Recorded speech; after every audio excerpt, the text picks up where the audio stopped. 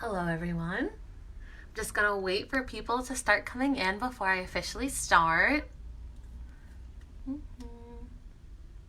I hope everybody's doing well. We had a lot of crazy rain and wind here yesterday, so I hope everyone's okay.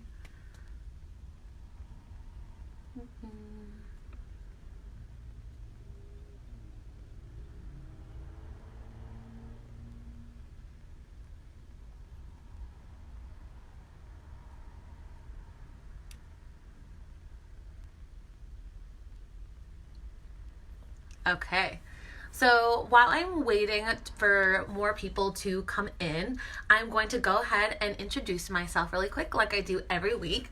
So welcome to Heckscher at Home, the Kids Edition. My name is Lisa Sayedi and I work at the Heckscher Museum of Art located in Huntington. So what we do at Heckscher at Home every week is we choose a work of art from the museum's collection. And then we talk about it together, we learn what it's all about, and then afterwards I show you guys the project that's actually inspired from the work of art that we have at the museum. So I see we have people joining with us. Hi Alyssa, hello Joy. Thank you so much for tuning in again for this week. So like I mentioned, we normally talk about a work of art in the museum's collection. And this one is extra exciting because the work of art is from an exhibition that is currently on view, which you can go and check out on the website right now. We just had our virtual opening. And I have my handy dandy iPad with me, cannot go without, and I'll be showing you guys the work of art that we'll be using as our inspiration right here. Now, the name of our artist is Amanda Valdez. And without further ado, if you guys can help me out with the countdown. 3, 2, 1, here we are.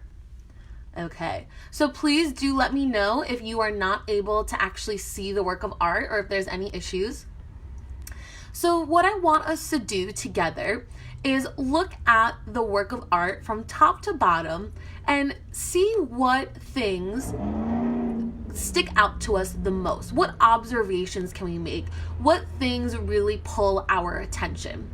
So is it the shapes? Is it the colors? Anything in particular? And let me see. Okay, so someone mentioned that they think it looks really cool. I do as well. So when we're looking here, we see a lot of simple shapes that are being created. And if I were to ask you guys, what colors would you say really pop out to you first? Is it any single one color? Are you looking at it as a whole?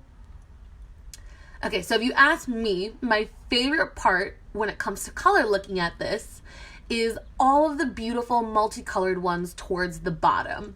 Okay, and I see people here are agreeing with me that they really enjoy the contrast of colors, especially with that big black shape at the top that's coming around the green part in the center. So we have lots of colors that are going on here, but it all goes against a pretty simple cream background. Okay, and so Maggie says that she sees lots of bright colors. Thank you so much for letting me know. Okay, and somebody else mentioned that they really enjoy the green that goes against the black and it makes out pop even more. Okay, and Maggie even said that she sees a lot of purples, pinks, and an aqua color, which is even a step better above blue. Thank you for being so specific with that color. So when we're looking here, we see a lot of shapes, lines, and colors that we were mentioning, but it doesn't really necessarily look like anything right off the bat. So when we have this kind of a work of art, we call it abstract. So if you guys were here for my first episode of Heckscher at Home, we talked about abstract. And just to refresh your memories, if you weren't here, you can always look back and watch that episode. But abstract is when we have all of those shapes, colors, and lines. But when you put it together, it doesn't really look like anything that we know in real life. So we have to use our imagination to try to figure out what it is that we're looking at. Now remember, I didn't actually tell you guys what the name of this work of art is.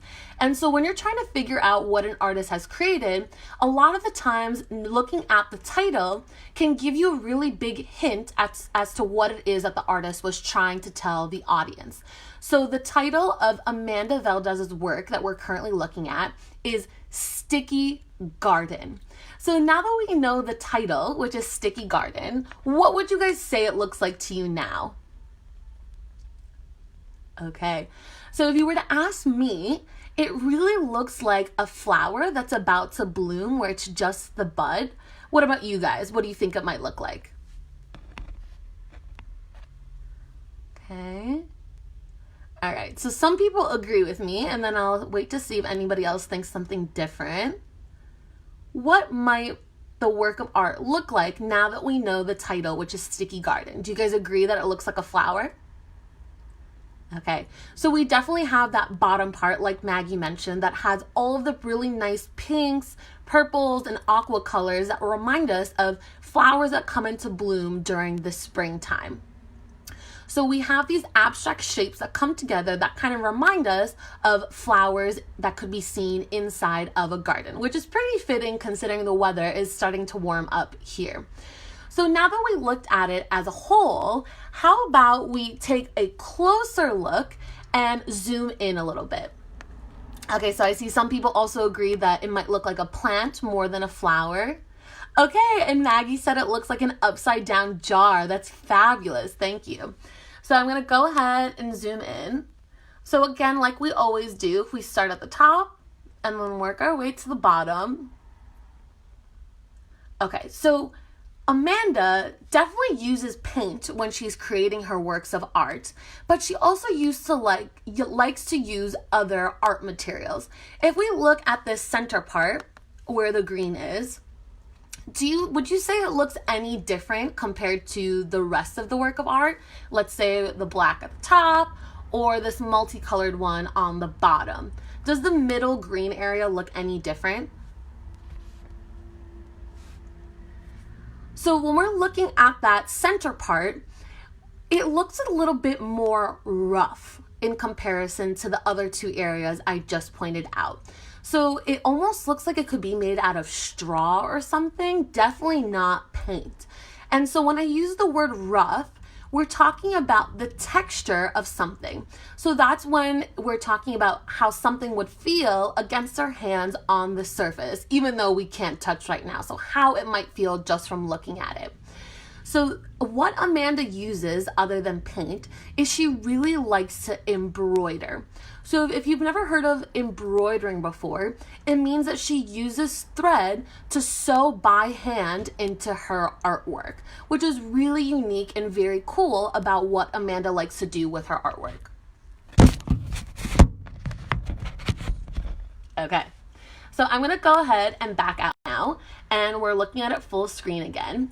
And I think now that we've made some observations and talked about some different things that we noticed in Amanda's work, we can get to the art project. So I'm gonna put this down, but we will come back to it. All right, so if you guys have not seen yet, let me introduce our project. It's right here, okay, ta-da! So again, you might have seen it before, or this could be your first time. And let me go ahead and show you guys Amanda's work one more time. So this was Amanda's, which is our inspiration. And then this is what I created after looking at her work. So as you guys can see, I definitely love the fact that the title of her work was Sticky Garden. And I thought it was really perfect for how the seasons are changing right now. And I really wanted to use something or create something that would brighten up my day whenever I saw it in my house. So this is what I created. I'm going to teach you guys step by step on how we're going to be doing this together. Okay, so putting this down. So what's great about every project that I bring to you guys is that it only uses materials that we can find in our house every day. So the first thing we're going to be needing is a piece of paper. So my first step when I was creating this is I needed to make my vase, or my vase, however you decide to pronounce it, vase or vase. So right here. So what I did was I decided to take my paper and fold it in half. So you can fold it long ways or you can fold it sideways, whichever way you decide. So I'm gonna go ahead and fold it down the center, and all you gotta do is line up your corners, and I'm gonna use my fingers. All right, so just roughly make sure that it is evenly folded like this. And then I'm gonna take my handy dandy pencil, can't go without, every artist needs a pencil. And what I'm gonna do is draw half of the shape of my vase, however you want it to look. And so that way, once I cut it out, it'll be the same on both sides. So when we have something that's the exact same on both sides when we have it down the center, it's called symmetry. Now, a really good example of symmetry is when we look at a butterfly. So let's say if I actually had a butterfly in front of me and you were to put an imaginary line down the center, it would be exactly the same on both sides. So that's what we're going to be doing today, and making symmetry with our vase. So I'm going to fold my paper back up, and I'm going to make a really quick design for my vase and show you guys before I cut it out.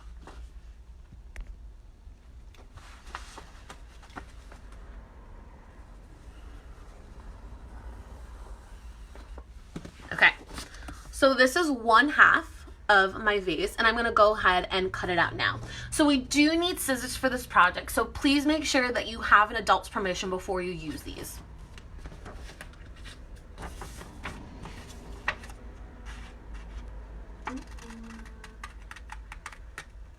I hope everyone's been enjoying the beautiful weather today. It's been absolutely gorgeous in comparison to all that rain we had yesterday and the wind.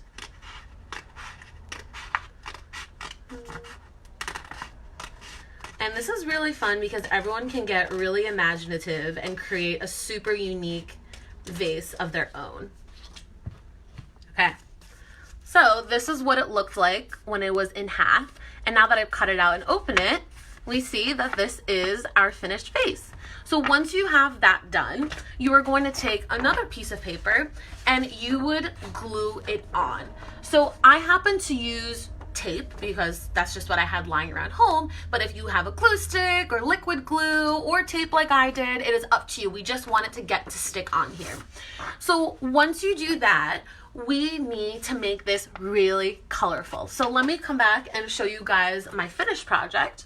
And how I created all of this on the bottom was I used markers. Now, just because I use markers doesn't mean that that's what you have to do. You can use crayons, colored pencils, maybe you have oil pastels at home, or any other kind of coloring material, whatever you have or would like to use. So I decided to use my markers. And if we take a closer look, you guys can see that I didn't stick to just coloring in one direction. I actually rotated my paper around as I was doing this to make it easier to get it to go in all different ways. So if I were just to use my pencil really quick to show you guys.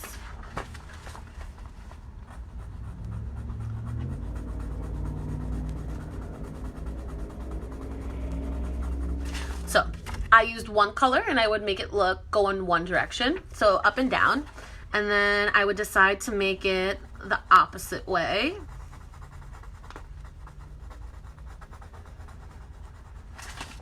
Okay, now it's going the other way, and then I would just keep going. So then as I was here, I would then move my paper like this and put it in a different direction, move my paper and move it in a different direction. So while you're doing that, you don't have to think so hard about always making it different where your paper is already rotating and doing that for you. So once you have your entire vase colored, what you would need to do is make petals for your flowers. So to do that, I decided to collage cut paper. So when I say the word collage, we're talking about having a lot of different pieces coming together to create something bigger. So luckily, I had lots of colored paper to choose from. And if you don't have any colored paper lying around, you can actually just take regular white paper and use whatever coloring material you have and make your own. So that's possible as well. But I happen to have some colored paper at home already. Okay, so I actually pre-cut my shapes just for time purposes. And you guys can see I made all different shapes. Here is my red one. Here's my purple one. And I also made sure to cut out some green ones so they can act as my leaves. And then once I was done cutting them, I was able to arrange them all whatever way I liked on my project. And then even afterwards, I added in some details where I added in the center part and I added in a stem to connect from the petals to my leaves on the bottom. And I tucked it underneath my vase so it looked like they were actually inside. So just to mention, I did cut out my colored paper, but I also went back in and colored my own pieces to add in an orange one because I actually didn't have that color at home. So then once I was done, I actually made some extra pieces to match the pattern of my vase so that I could use it inside of my flowers and connect how my vase looked into this part over here. So it's really simple, but so much fun because you really get to make your own design. And I actually felt like a florist and not an artist because I was making my own beautiful bouquet inside of my vase.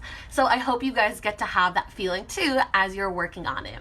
So thank you so much for joining me again this week for Heckscher at Home, the Kids Edition. I always have so much fun with you guys, and I really, really hope that you try this project. And if you do, please take a picture and show us what you have done. Remember, you can tag us on any of our social medias.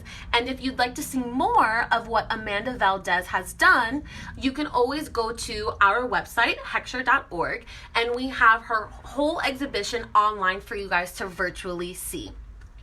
So again, I hope to see you guys next week. And remember to connect with us on all of our social media channels so you can stay connected and know when the next one of these will be and what we'll be doing. So I will see you guys next Tuesday. Thank you so much. Have a great day. Bye.